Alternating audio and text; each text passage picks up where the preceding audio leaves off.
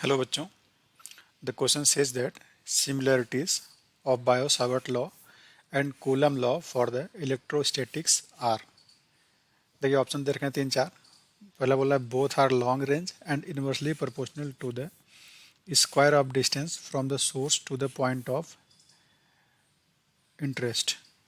Second बोला है both are linear in source. Third बोला है both are produced by scalar sources. और फोर्थ बोला है both follow principle of super position. ठीक है, इसका लिखते हैं की कॉन्सेप्ट।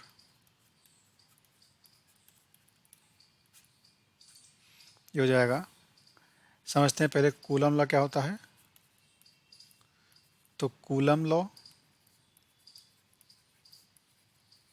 एंड बायो-सावर्ट लॉ, इसको समझते हैं होता क्या है पहले। तो देखिए, अगर कूलम लॉ की बात करेंगे तो किसी पर्टिकुलर चार्ज से किसी आर डिस्टेंस पे जो इलेक्ट्रिक फील्ड का फार्मूला होता है उसको लिखते हैं, या फिर इलेक्ट्रिक फोर्स भी लिख सकते हैं। तो electric force between two charges, अगर एक पॉइंट चार्ज मान लेते हैं इस तरह से, देखिए यहाँ पे एक क्यू है और इससे आर डिस्टेंस पे जाके एक यहाँ पे यूनिट चार्ज 1 कूलम रखा है। ठीक है, तो दोनों के बीच का फोर्स क्या हो जाएगा, F इक्वल्स के क्यू इंटू 1 अपॉन, अगर गैप आर है तो आर स्क्वायर। और हम जानते हैं E इक्वल्स होता है F अपॉन क्यू। तो E क्या आ जाएगा, सिंपली आ जाएगा के क्यू अपॉन आर स्क्वायर।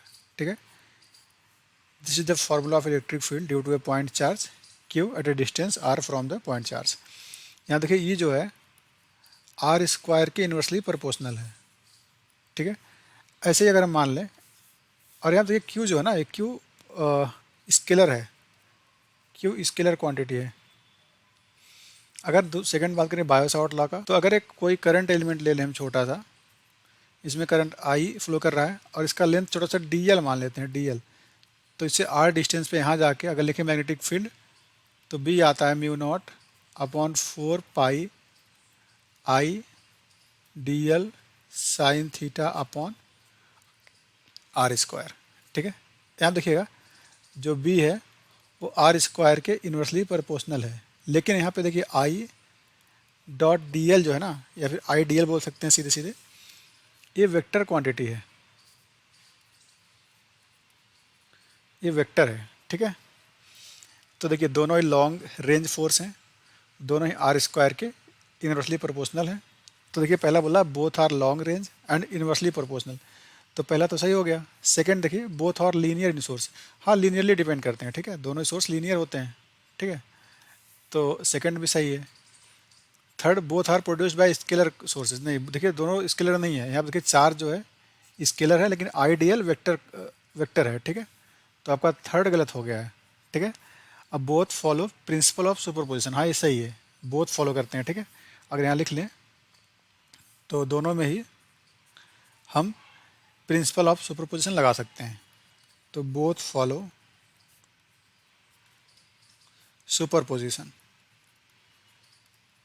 ठीक है, देखिए क्योंकि इलेक्ट्रिक फील्ड और मैग्नेटिक फील्ड दोनों वेक्टर क्वांटिटी है, तो हम दोनों में सुपरपोजिशन का प्रिंसिपल लगा सकते हैं। तो आंसर क्या होगा, first, second and fourth. So the correct option is C. Hope you understood it well. All the best.